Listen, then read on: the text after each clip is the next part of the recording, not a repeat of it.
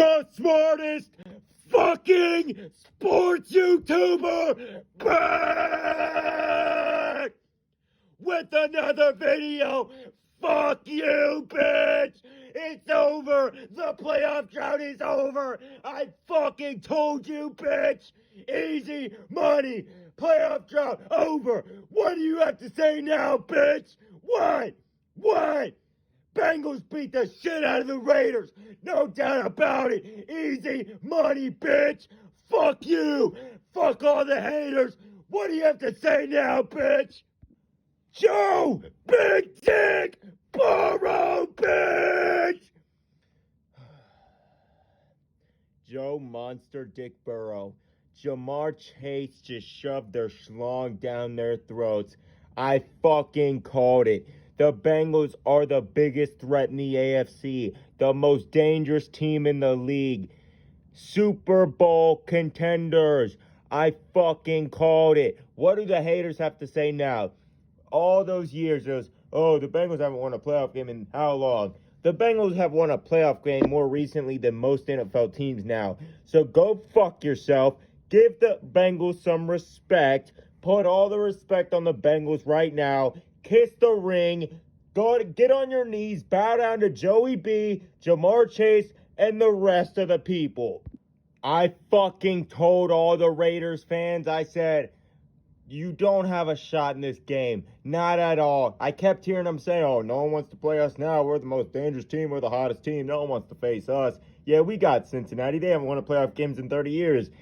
I fucking told you. Joe Burrow, Jamar Chase weren't on those teams. Guess what? They beat the shit out of you again.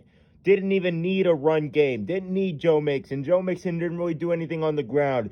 But it didn't matter. Joey B and Jamar Chase stepped up when they needed to most and absolutely fucked you guys up. These are all fucking facts. I called it from the start.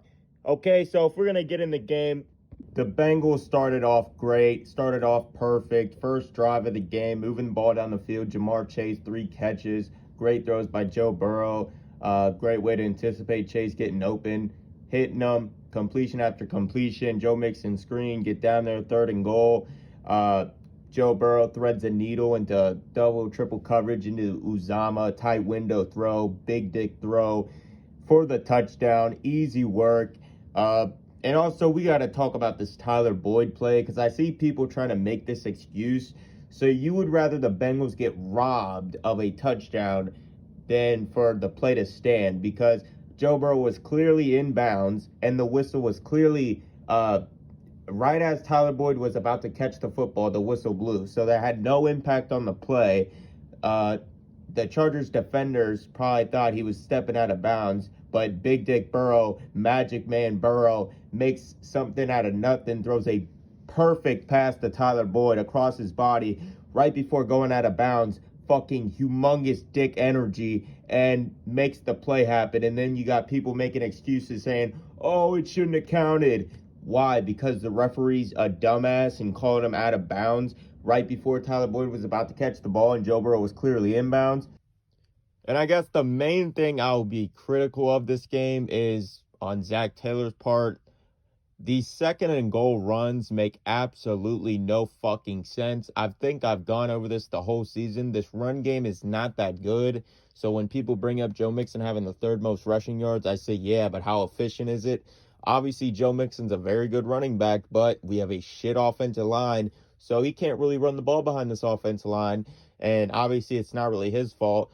But he averaged 2.8 yards a carry. And if you look at when we struggled in the red zone, go back to all those possessions and you'll see a 2nd and goal it will be 2nd and goal from like the 5 or 7 yard line.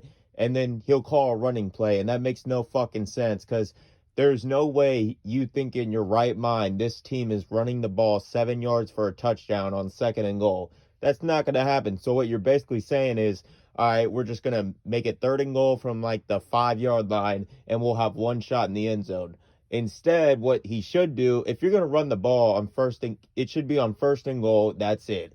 So I would rather 1st and goal from like the 7 yard line. I would rather you put it in Joe Burrow's hands 3 times and then see what happens, like the CJ Uzama play. But again, that came down to a 3rd and goal. So instead of wasting plays with the runs in the goal in the red zone, they need to fucking stop that because it doesn't work at all. And I don't know what the fuck Zach Taylor was thinking on that. Hopefully he doesn't do it this week against a better rush defense, because that's the shit that can lose you games. Not scoring in the red zone can lose you games, but hopefully he just did it because the Raiders aren't as good against the run as the Titans are. But you can't be running on 2nd and goal from the 5-yard line or the 7-yard line, because you have no chance of scoring from that far out with this offensive line. So basically what you're saying is, all right, Joe Burrow, we're going to give you one shot at the end zone, 3rd and goal. If you don't get it, it's a field goal. If you get it, it's a touchdown. Instead, just put the ball in his hands all 3 downs, or at least 2 downs in a row, and give him a shot at the end zone. He's completing like 76% of his passes the past 5 games, 0 interceptions, and you're not gonna give him a couple shots in the red zone to make something happen. Like fades to T. Higgins, we didn't see that one time at all this game. So that's something we need to do going forward. So hopefully Zach Taylor does not do that. Other than that, I mean, he called a pretty good game. He made some good decisions, but the only thing I'll really get on this team about is just the second down runs. This team, like I said, they're not efficient at running the ball. They're one of the least efficient teams at running the football. So just let Joe cook. That's why this offense has started to take off, is because Zach Taylor finally found out, all right, I'm going to unleash Joe Burrow. His injury is in the past. It's obviously the farther down the season, the farther away the injury was. So just let Joe cook. If we're going to lose the game, at least let Joe Burrow have the ball in his hands. And that's another thing. On the last drive of the game, for the Bengals at least, this team only punted, 2 times the whole game, including the last drive. And the last drive, you ran the ball 2 times and left it to a 3rd and 11 for him to throw it. And there was no one open, so he took a check down. And that's the shit I'm talking about. There was like 3 minutes, 45 seconds left. They only had 1 timeout. If you get a first down or 2 first down, the game is over. So let Joe Burrow, give him an empty set, and he's smart enough to know if nothing's there, he'll just run back to the line of scrimmage, or he'll make a gain a couple yards with his legs, like he did against Denver. He took a sack against Denver when nothing was there, like a smart QB would. So I don't really get that. Let Joe Burrow get the first downs. You're not running the ball for a first down in that situation. I don't get why the fuck he keeps trying that, because it never works. This offensive line is not good enough to run the ball on obvious running downs. They're not good enough to do it. But yeah, those are really just the 2 main complaints, is the 2nd and goal runs, because those will stall out and make you kick field goals in the red zone. And the final drive, I mean, maybe he just ran the ball a couple times because it was Derek Carr on the other side and he wasn't as worried about it, and he trusted his defense more, which that's another reason why I was more pissed off about it, is because Trey Hendrickson went down. And when Trey Hendrickson went down, this pass rush went from like a 43 pass rush win rate to a 9% pass rush win rate. So yeah, the pass rush was non-existent when Trey Hendrickson went out. And that's another thing. It's like, why would you risk giving the ball back to Derek Carr in this offense when our pass rush is non-existent since Trey Hendrickson's out, Larry Ogunjobi's out, and you're going to risk that? So that was a dumb thing for Zach to do. And, oh yeah, this was another thing. One more thing about Zach. On the 4th and 4, on the last drive for the Bengals, this is not me this is not me having hindsight. I wanted them to go for it on the 4th and 4 on the last drive, because if they get it, the game's over. If they don't, then it's not like they were at the 35, 40-yard line. And what happened? They punted the ball away. The very next play, they get like a 15-yard completion with a roughing the passer, and they're in this exact same spot they would have been if the Bengals didn't get it on 4th down. So they need to be more aggressive in those situations. They need to put the ball in Joe Burrow's hands, be aggressive, and end the game. Like what Zach did against the Chiefs. Zach put the game in Burrow's hands, let him end it, and he did. So hopefully Zach starts to take his head out of his own ass late in games, put the ball in Joe Big Dick Burrow's hands, MVP Burrow's hands, and just let him cook.